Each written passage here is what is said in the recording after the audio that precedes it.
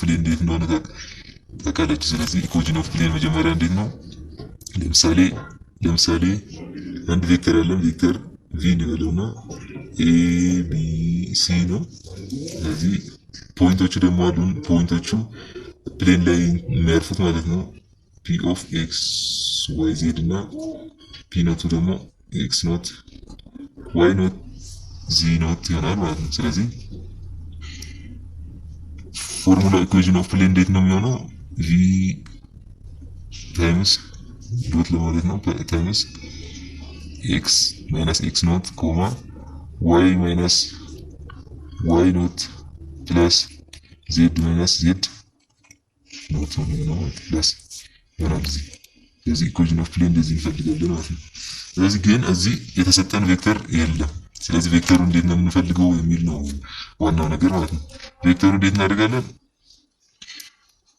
ለምሳሌ አንድ ፒ ኖት እንውሰድና ሴንተሩ ስለዚህ ከፒ1 ፒ ኖት ያለውና ክሮስ አድርገን ክሮስ ፕሮዳክት ኦፍ ፒ1 ፒ ኖት ከፒ2 ፒ ኖት ዘ ሪዛልት ዊል ቢ ቬክተር ቪ ወይም ደግሞ ቬክተር ዩ ይሆናል። ስለዚህ ቬክተሩ የሁለቱም ክሮስ ፕሮዳክት ነው። ስለዚህ መጀመሪያ ፒ1 ፒ ኖት ማለት ያው ከፒ1 ማይነስ ፒ ኖት ለማለት ነው። ስለዚህ ምን ይሆናል?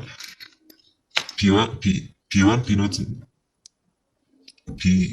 ይሄ ፒ1 በለውና ይሄ ፒ ኖት አው ስለዚህ ከፒ1 ያው ነው ይሄ ፒ ኖት ፒ2 ይሆናል ማለት ነው። ስለዚህ ይሄ ስንት ይሆናል? ስናቀናንሰው 2 ማይነስ 1 ማይነስ 1 ይሆናል ማለት ነው።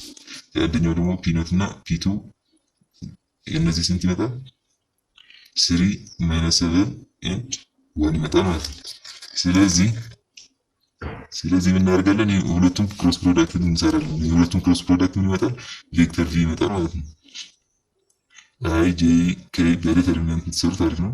1 ማይነስ 1 3 ማይነስ 7 1 ይሆናል ማለት ነው። ስለዚህ አይ ለመፈለግ ምን እናደርጋለን? አይ ታይምስ ይሄ 1 ማይነስ 7 ማይነስ ጄ ታይምስ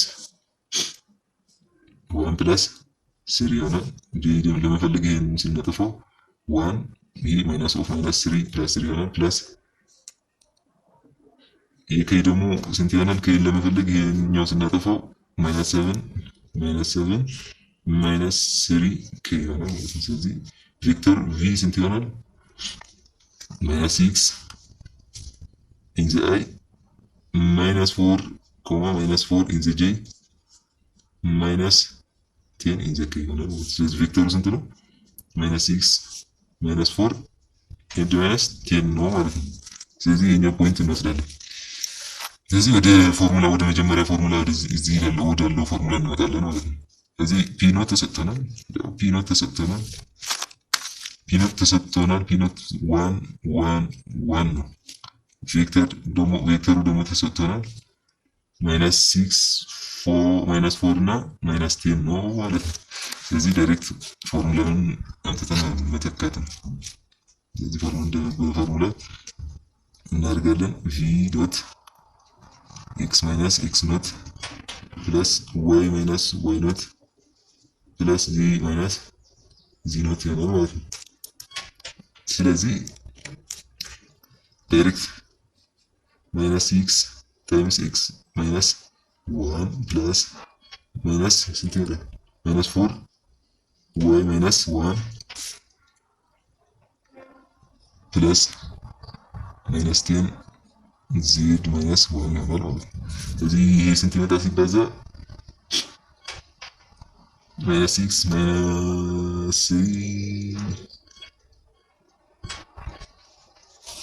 3x plus 2y plus 5z